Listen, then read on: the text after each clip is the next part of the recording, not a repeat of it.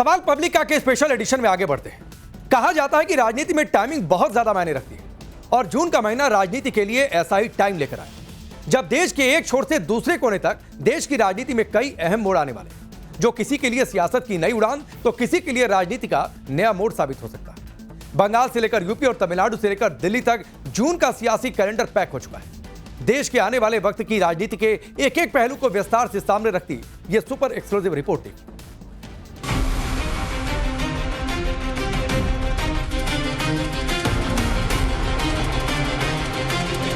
भाजपा की यात्रा जन विश्वास अर्जित करने की अद्भुत यात्रा रही है।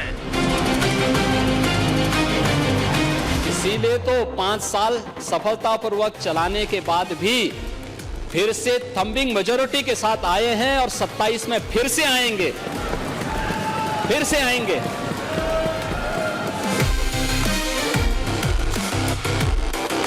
27 में अभी तक का रिकॉर्ड जीत होने जा रही है, रिकॉर्ड जीत। 27 तो अभी दूर है, लेकिन 2026 में ही देश की राजनीति में जबरदस्त उथल-पुथल होने वाली है। खास तौर से जून के महीने में जैसे जैसे सूरज की तपिश बढ़ती जाएगी, देश का सियासी पारा भी उतना ही ऊपर जाएगा। ऐसा इसलिए क्योंकि जून का महीना देश की राजनीति के लिए बेहद अहम साबित होने वाला है। जानना चाहते हैं कैसे? तो जून के कैलेंडर पर जरा नजर गड़ा लीजिए। 10 जून को पीएम मोदी इतिहास रचने वाले हैं। चुनाव जीतकर सबसे लंबे समय तक लगातार रहने वाले प्रधानमंत्री बन जाएंगे। 6 जून से ही बीजेपी ने इसे लेकर मेगा प्लान तैयार किया है। 10 जून को ही दिल्ली में एनडीए के सभी मुख्यमंत्रियों और उप मुख्यमंत्रियों की बड़ी बैठक होनी है। 18 जून को 10 राज्यों की कुल 24 राज्यसभा सीटों के लिए चुनाव होना है। 20 जून के बाद केंद्रीय मंत्रिमंडल का पहला विस्तार होना है। बीजेपी शासित 5 राज्यों में भी इसी महीने मंत्रिमंडल विस्तार होगा। बीजेपी अध्यक्ष नितिन नवीन की नई टीम का ऐलान भी जून में ही होगा। 8 जून को 2 साल बाद इंडिया ब्लॉक की अहम बैठक बुलाई गई, तो 6 जून को कॉकरोच जनता पार्टी के फाउंडर अभिजीत दीपके भारत आ रहे हैं। इसके अलावा 21 जून को प्रधानमंत्री मोदी योग दिवस बंगाल में मनाएंगे। 20 जून को बीजेपी बंगाल स्थापना दिवस मनाएगी, लेकिन उससे पहले ही बंगाल में महाराष्ट्र वाला खेला हो गया है। सत्ता जाने के महज 1 महीने के भीतर ही टीएमसी में बड़ी टूट नजर आ रही है। टीएमसी के अंदर बगावत की आग इस कदर भड़की है कि 80 में से 50 से ज्यादा विधायक बागी रुख अख्तियार कर चुके हैं। खबर है कि ये बागी विधायक जल्द ही विधानसभा स्पीकर को अपनी हस्ताक्षर वाली चिट्ठी सौंप सकते हैं। इन बागियों ने खुद को असली तृणमूल घोषित किया है। सूत्र बता रहे हैं कि बागी विधायक पार्टी के सिंबल तक पर दावा कर सकते हैं। इस बगावत की शुरुआत ऋतुव्रत बनर्जी और संदीपन साहा ने की, जिन्हें ममता ने आनन फानन में पार्टी से बाहर का रास्ता दिखा दिया। दोनों विधायकों ने नेता प्रतिपक्ष से जुड़े प्रस्ताव और हस्ताक्षर प्रक्रिया को लेकर सवाल उठाए थे। आरोप लगाया था कि कुछ ऐसे लोगों के हस्ताक्षर भी दस्तावेजों में शामिल किए गए जो संबंधित बैठक में मौजूद ही नहीं थे। इन आरोपों के बाद पार्टी नेतृत्व ने कड़ा रुख अपनाते हुए दोनों को बाहर का रास्ता दिखा दिया। दीदी को लगा था कि इस कार्रवाई से वो अभिषेक बनर्जी के खिलाफ उठने वाली आवाज को कुचल देंगी, लेकिन दाव उल्टा पड़ गया। बताते हैं कि 2 ऐसे विधायक जिनको पार्टी ने ही एक्सपेल किया था, संदीपन शाह और साथ ही ऋतुव्रत बनर्जी, अब एक नए खेमे को तैयार करने में लगे हुए हैं। सूत्र ये भी बताते हैं कि उस खेमे में लगभग जो है तृणमूल कांग्रेस से 50 से 55 विधायकों का समर्थन है। अब दूसरे स्टेप के दौरान ये समझ में आ रहा है कि ये एक चिट्ठी बना रहे हैं जिसमें हस्ताक्षर इकट्ठा किए जा रहे हैं, जुटाए जा रहे हैं 50 से ज्यादा विधायकों के, और उसके बाद इस चिट्ठी को विधानसभा के स्पीकर को दिया जाएगा और ये दावा किया जाएगा कि उनका खेमा ही असली तृणमूल कांग्रेस है और साथ ही विधानसभा में जो ऑपोजिशन का दर्जा है वो उन्हें दिया जाए और उनके खेमे से ही लीडर ऑफ ऑपोजिशन को बनाया जाए। यानी दीदी के पैरों के नीचे से सियासी जमीन खिसक चुकी है और बागी धड़े का दावा है कि असली टीएमसी अब वो है। ऐसे में सबसे बड़ा सवाल, क्या ममता बनर्जी पार्टी को बचा पाएंगी क्या दूसरों के साथ खेला करने वाली दीदी के साथ ही सबसे बड़ा खेला होने जा रहा है? टीएमसी में बगावत पर बीजेपी चुटकी ले रही थी तो ममता बनर्जी ने वही किया जो पहले करती रही है। कोलकाता में धरने पर बैठी, लेकिन मसला दूसरा था। ममता बनर्जी अपने भतीजे अभिषेक बनर्जी पर हुए हमले को लेकर धरना देने पहुंची थी। আমরা দিল্লিতেও খুব শীঘ্রই বিজেপি বিরোধী পার্টিগুলো মিলিত হচ্ছি এবং সেখানে আমরা আমাদের কর্মসূচি দেশ জুড়ে ঠিক করব এবং প্রতিজ্ঞা করবেন, শপথ নেবেন, জীবন দিয়ে এই যুদ্ধ আমরা লড়াই করব এবং আমরা জিতব। धरने में टीएमसी के गिने चुने नेता ही मौजूद रहे। बागी गुट का एक भी विधायक धरने में शामिल नहीं हुआ। आज जहां ममता बनर्जी पार्टी के सुप्रीमो धरना दे रही थी तो उनके पास जो है महज 5 से 6 ही विधायक दिखाई दिए थे जो उनके साथ इस धरने पर आए थे। और चीजें बदलना तब शुरू हो गई जब रविवार को पार्टी सुप्रीमो ममता बनर्जी ने अपने कालीघाट स्थित आवास में एक विधायक दल की बैठक बुलाई थी और 80 तृणमूल कांग्रेस के विधायक में से महज 20 ही वहां पर मौजूद थे, 60 विधायक नहीं पहुंचे। और इसी 60 विधायक में से एक बड़ा दल जो है विधायकों का वो ये नया खेमा जो है बनाने में छुटे हैं। तो लोग वहाँ बचकर भागना चाहते हैं, टीएमसी छोड़ करके। काउंसिलर रिजाइन कर रहे हैं, एमपी, पंचायत, जिला परिषद सब लोग रिजाइन कर रहे हैं पार्टी छोड़कर। केवल पीसी और भातीजाई रह जाएंगे पार्टी में और कुछ नहीं रहेगा। बंगाल में सत्ता जाने के बाद बगावत की सियासी रवायत रही है, लेकिन महीने भर के भीतर ही जिस तरह से टीएमसी में भागम भाग की नौबत आ चुकी है, उसने सवाल खड़े कर दिए कि क्या देश की राजनीति में क्षेत्रीय क्षत्रपों का दौर खत्म होने वाला है? क्या देश की राजनीति में दो पार्टियां कांग्रेस और बीजेपी ही रहेंगी? पश्चिम बंगाल में टीएमसी का एकमात्र सियासी किला ढह चुका है। तमिलनाडु में डीएमके सत्ता से बाहर हो चुकी है। आम आदमी पार्टी सिर्फ पंजाब तक सिमट चुकी है। केरल में लेफ्ट का आखिरी किला भी ढह चुका है। ओडिशा में बीजेडी 2 दशक की सत्ता के बाद बाहर हो चुकी है। महाराष्ट्र में उद्धव ठाकरे और शरद पवार पार्टी टूटने के बाद से ही अलग थलग पड़े हैं। यूपी में बीएसपी अपने वजूद की जंग लड़ रही है तो 10 साल से सत्ता से बाहर समाजवादी पार्टी के सामने 2027 की सबसे बड़ी चुनौती है। रही बात कांग्रेस की, तो देश की सबसे पुरानी पार्टी के लिए बंगाल और असम की सत्ता एक बार फिर दूर के ढोल साबित हुए। बंगाल में कांग्रेस सिर्फ 2 सीट जीत पाई, वो भी तब जब राहुल गांधी ने बंगाल में 6 रैलियां की। इसलिए टीएमसी में बगावत की खबरों के बाद कांग्रेस ममता बनर्जी को मशवरा दे रही है। तो प्रोटेस्ट के लिए उनके पास लोग नहीं है, सच्चाई तो यह है। अब इंडिया गठबंधन को मजबूत करे और मुझे तो नहीं लगता कि टीएमसी आगे जिंदा रह पाएगी। अब 80 में से 60 एमएलए नहीं आए तो अब बात तो बहुत दूर तक जा चुकी है। टीएमसी के तमाम कार्यकर्ताओं में बहुत असंतोष है, आज भी असंतोष है।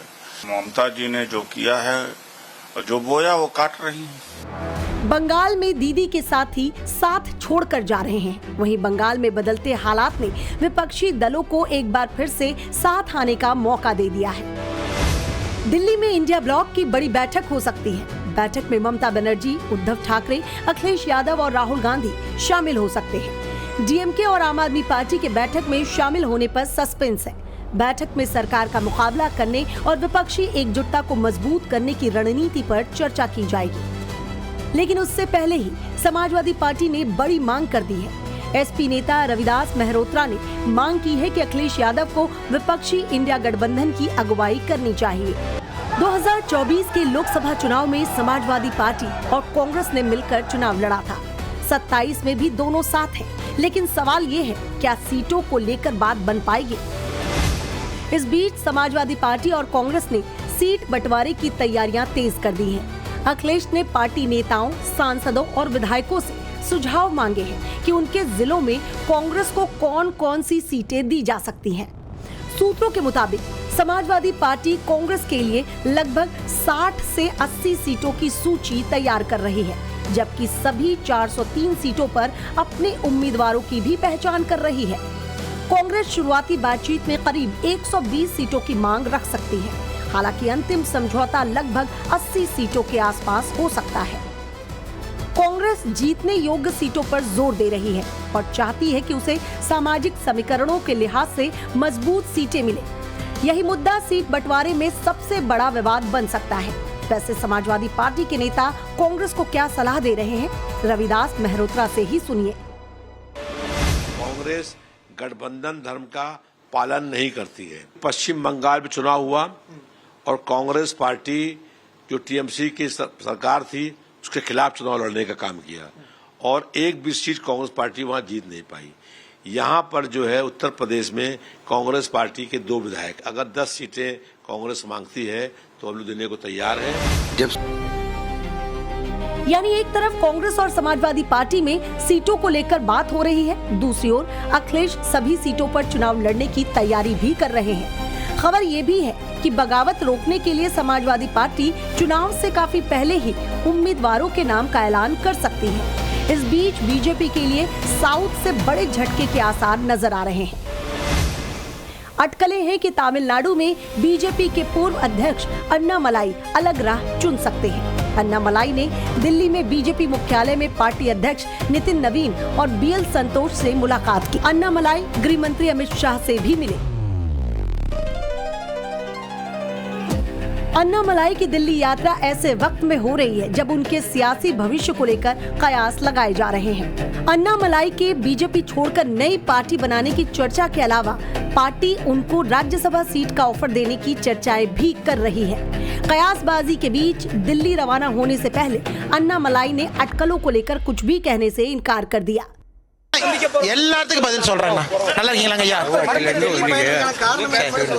अन्नामलाई क्या फैसला लेते हैं ये जल्द पता चल जाएगा, लेकिन इतना जरूर है कि जून के महीने में देश की राजनीति में जबरदस्त उथल-पुथल देखने को मिलेगा। देश की राजनीति में नई बहस छेड़ने वाली कॉकरोच जनता पार्टी के फाउंडर अभिजीत दीपके ने 6 जून को भारत लौटने का ऐलान किया है।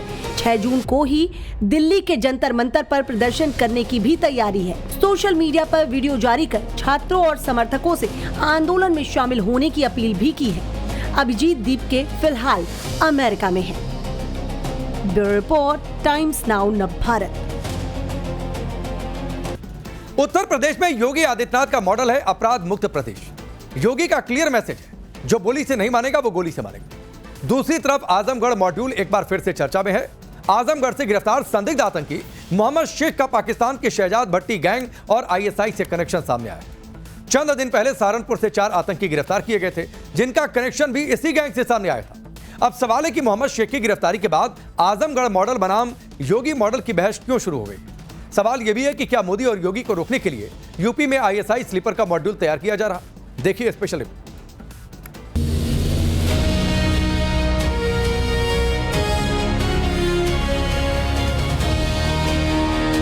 हमने माफिया को भी समाप्त किया और मच्छर को भी समाप्त किया। हमने इन सौदों को तो ठीक किया है, और जो ठीक नहीं हुआ है, बोली से नहीं माना है तो गोली से जरूर मान गया है।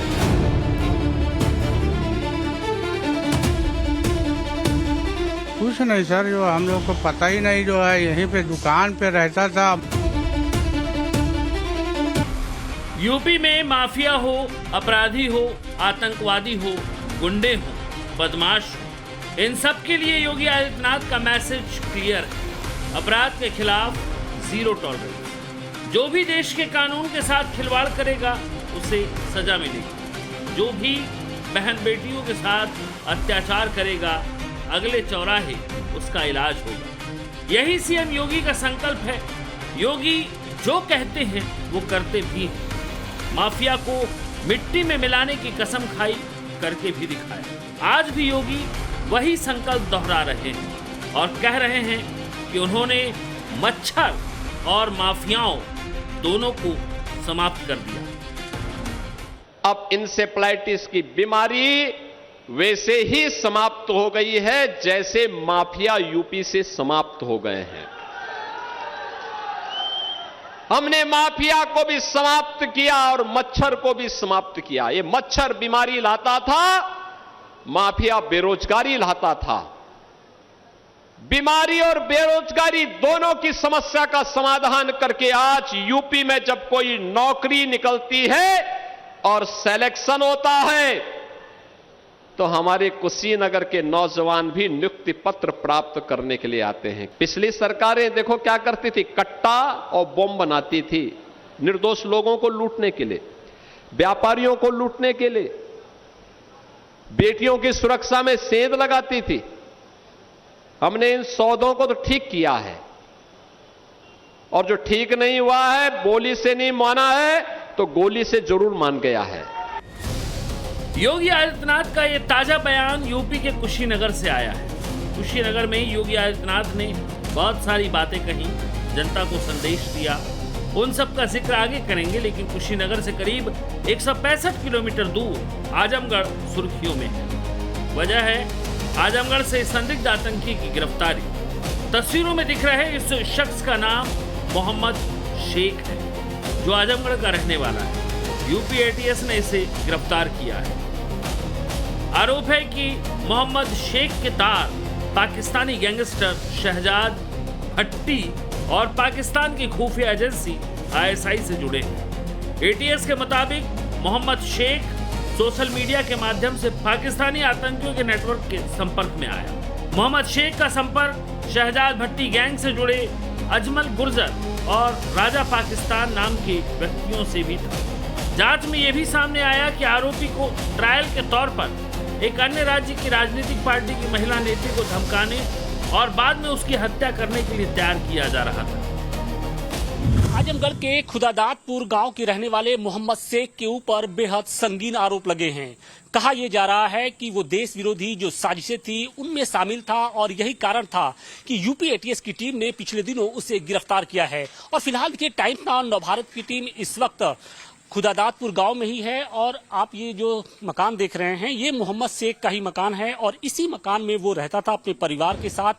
लगभग सारी शिक्षा दीक्षा उसने यहीं से की है और इसके बाद वो अपने पिता के जो पुश्तैनी उनका जो कारोबार था उसमें हाथ बटाता था।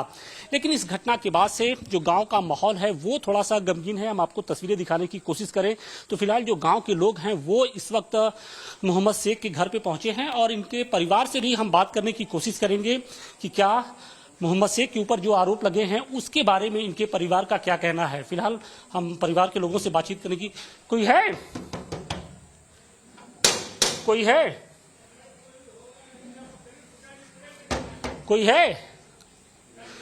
देखिए फिलहाल परिवार के लोग अंदर मौजूद हैं, महिलाएं हैं, लेकिन वो बात नहीं करना चाहती हैं। कहा यह जा रहा है कि जो घर के पुरुष हैं वही बात करेंगे। लेकिन जिस तरीके से मोहम्मद शेख के ऊपर जो आरोप लगे हैं खासतौर से देश विरोधी जो साजिशें हैं उसमें शामिल होने का है, इसके अलावा धार्मिक भावनाओं को भड़काने का आरोप लगा है। एटीएस का दावा है कि आरोपी को पैसों का लालच और धार्मिक भावनाओं के आधार पर प्रभावित किया गया था। इसके अलावा वो दूसरे लोगों को भी शहजाद भट्टी के कथित आतंकी गैंग से जोड़ने की कोशिश कर रहा था। एटीएस ने आरोपी के पास से 9 mm की एक पिस्टल, 4 कारतूस और एक मोबाइल फोन बरामद किया है। मोहम्मद शेख पर जो आरोप लगे हैं वो बेहद संगीन है। हालांकि गिरफ्तार मोहम्मद शेख के परिवार का कहना है कि उन्हें उसके आतंकी गतिविधियों में लिप्त होने की कोई जानकारी नहीं है। कुछ नहीं सर, जो हम लोग को पता ही नहीं, जो है यहीं पे दुकान पे रहता था। मोबाइल से क्या है क्या नहीं हम लोग को क्या मालूम। हाँ, ये दुकान से एक बार इसे पहले लेके गए, 2-3 दिन बाद छोड़ दिए। उसके बाद जो है वो फोन किए कि आइए ले जाइए, मोहम्मद को एक बार मौका दे रहे हैं। फिर उसके बाद फिर आए 29 तारीख को। हम लोग नहीं थे, घर पे थे जो है, बल्कि बाजू के मोबाइल लेके हमारे यहाँ फोन किया कि एटीएस वाले आए हैं। अब वो बोले कि इनको लेके जा रहे हैं, लखनऊ जाना पड़ेगा या तो वहाँ की टीम आएगी जो है। उसके बाद जो है लेके गए यहीं से उठा के। और बाकी हम लोग को पता नहीं कि क्या है क्या नहीं, जो है ये दुकान ही पे यहीं पे रहता था। मोहम्मद शेख का परिवार भले ही कुछ भी जानकारी होने से मना कर रहा हो, लेकिन उसकी गिरफ्तारी के बाद एक बार फिर आजमगढ़ मॉड्यूल की चर्चा तेज हो गई है। योगी सरकार में मंत्री और सुभाष सपा अध्यक्ष OP राजभर इसे समाजवादी पार्टी से जोड़ रहे हैं। और कह रहे हैं कि समाजवादी पार्टी के गढ़ से ही आखिर आतंकवादी क्यों गिरफ्तार होते हैं। हालांकि यहाँ ये भी साफ करना जरूरी है कि कोई भी जिला, बस्ती या गांव खराब नहीं होता। कुछ लोगों की वजह से किसी जगह को बदनाम नहीं किया जा सकता, लेकिन एक वक्त था जब आजमगढ़ की चर्चा आतंकियों के गढ़ के तौर पर होती थी। ऐसा क्यों कहा जाता रहा, उसके कुछ फैक्ट्स देख लीजिए। 20 अप्रैल 2026 को आतंकवादी गतिविधियों को अंजाम देने की साजिश रचने वाले 4 आतंकियों को दिल्ली के स्पेशल सेल ने गिरफ्तार किया।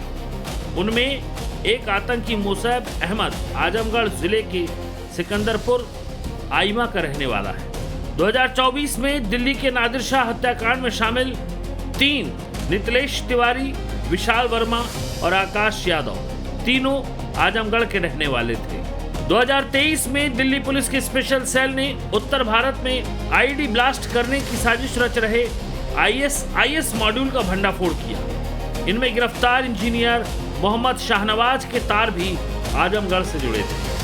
2023 में ही दिल्ली स्पेशल सेल ने 3 आतंकियों को अयोध्या और अक्षरधाम में धमाके की तैयारी के आरोप में गिरफ्तार किया। पकड़े गए आतंकी मोहम्मद रिजवान अशरफ का कनेक्शन आजमगढ़ से आया था। रिजवान ने 8 सालों तक आजमगढ़ जिले के बिलरियागंज के मदरसा फलहा से तालीम हासिल की। सितंबर 2008 में दिल्ली के जामिया नगर स्थित बाटला हाउस में हुई मुठभेड़ में शामिल आतंकी शहजाद का कनेक्शन भी आजमगढ़ से था। 2008 में गुजरात के अहमदाबाद में हुए धमाकों का मास्टरमाइंड आजमगढ़ के सराय मीर का रहने वाला अबू बशर, या फिर 2008 जयपुर सीलेट ब्लास्ट में शामिल मिर्जा शादाब बेग का ताल्लुक भी आजमगढ़ से था।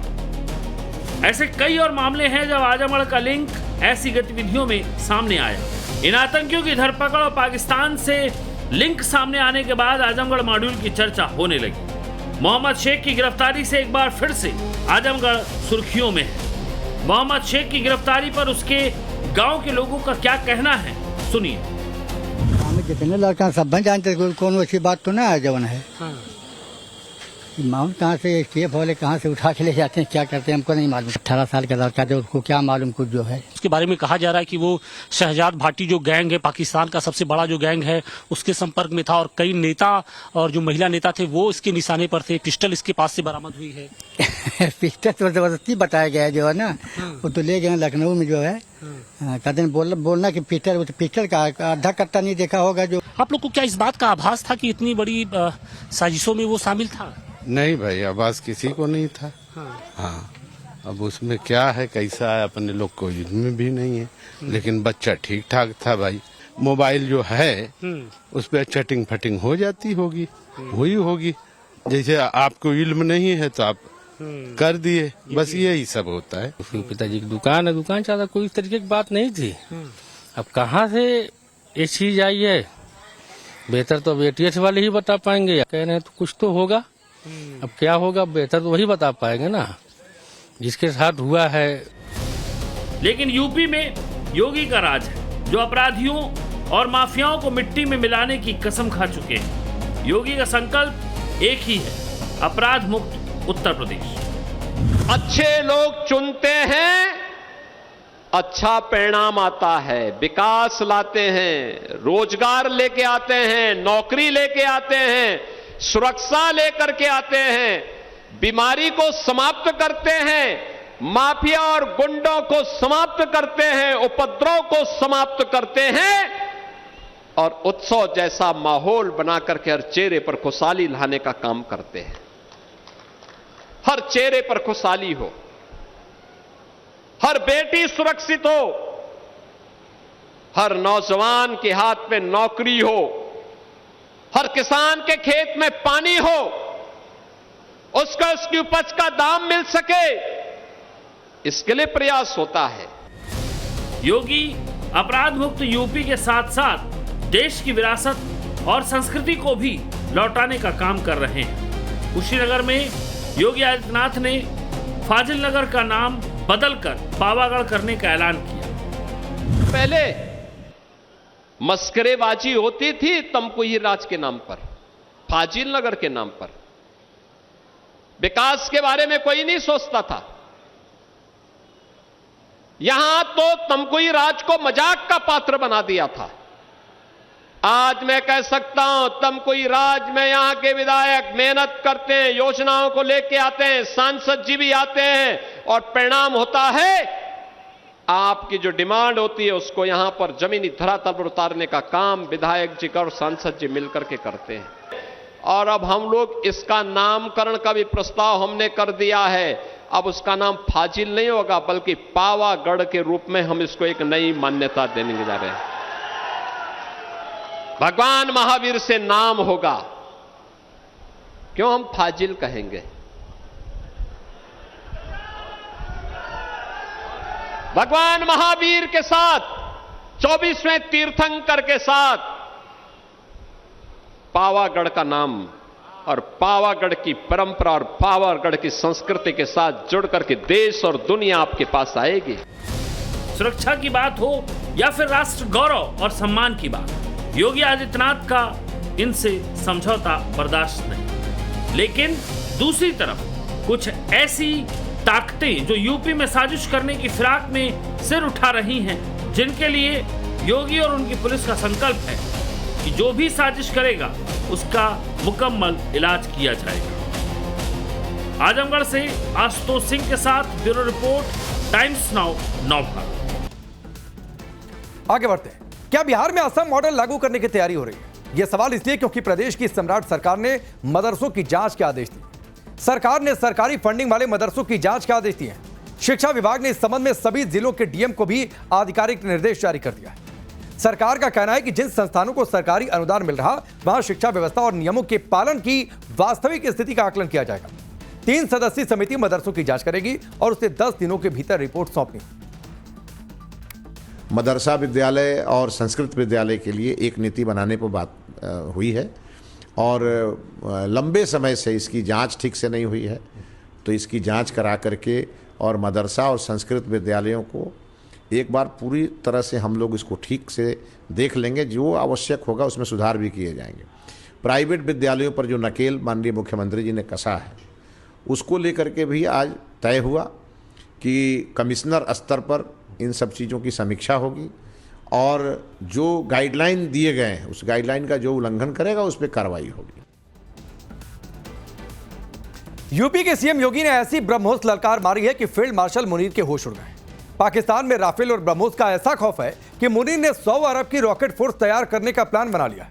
हैरानी की बात है कि इसके लिए शहबाज शरीफ ने बजट में मोटी रकम की मंजूरी भी दे दी, वो भी उधारी के पैसों से। कुल मिलाकर पाकिस्तान के डिफेंस बजट में मुनीर शहबाज ने ऐसा लूट प्लान तैयार किया है कि पूरे पाकिस्तान को कंगाली के चौराहे पर लाकर खड़ा कर दिया। रिपोर्ट देखिए।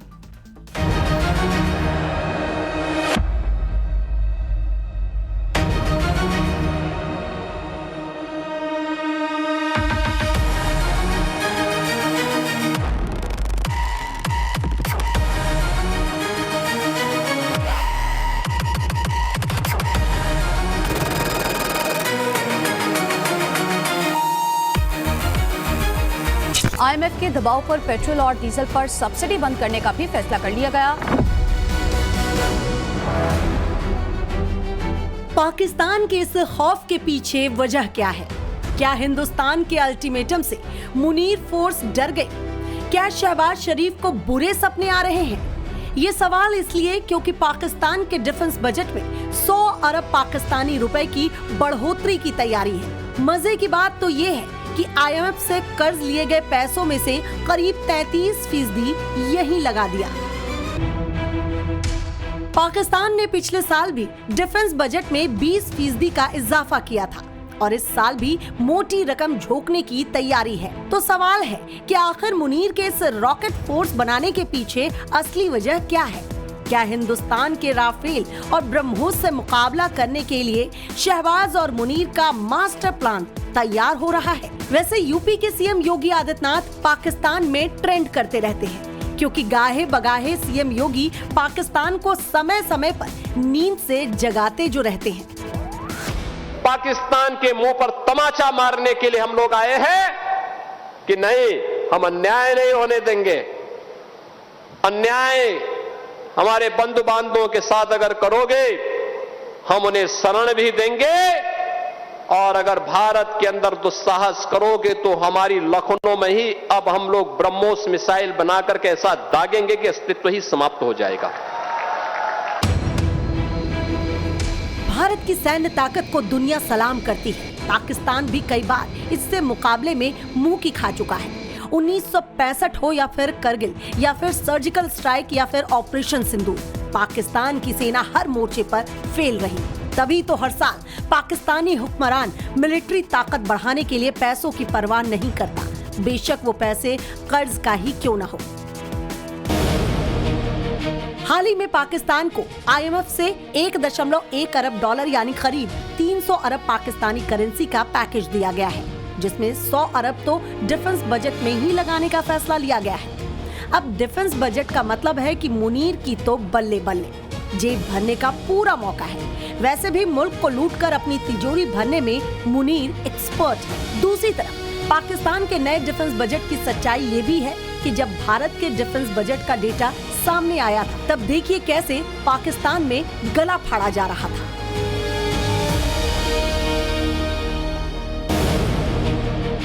अब जब इतने पैसे सिर्फ मुनीर की फौज को देंगे तो मुल्क की आवाम के लिए क्या ही बचेगा। एक तो पहले से ही फटे हाली है, ऊपर से मिलिट्री को पैसा देने के चक्कर में आवाम से वसूली का लूट प्लान भी रेडी कर लिया गया है। मतलब ये कि कैसे भी करके कुर्सीधारियों को अपनी जेब भरनी है, चाहे आवाम सड़क पर ही क्यों ना आ जाए। पाकिस्तान की माली हालत किसी से छिपी नहीं। मिडिल ईस्ट की टेंशन से इस वक्त पूरी दुनिया मुश्किल की दौर में है। अगर आज की बात छोड़ भी दे, तब भी पाकिस्तान में आटा, दाल, चावल से लेकर बिजली, पेट्रोल, डीजल हर चीज में आग लगी हुई थी। लेकिन अब तो हालात और भी ज्यादा बुरे होने लगे हैं। सोचिए पाकिस्तान की हालत क्या है। एक तो कर्ज पर मुल्क को पालो, उसमें भी मलाई या तो सियासतदान खाते हैं या फिर मुनीर और उसकी फौज। दूसरी तरफ बेचारी आवाम खुद को कोसती रहती है। ब्यूरो रिपोर्ट, टाइम्स नाउ, नव भारत।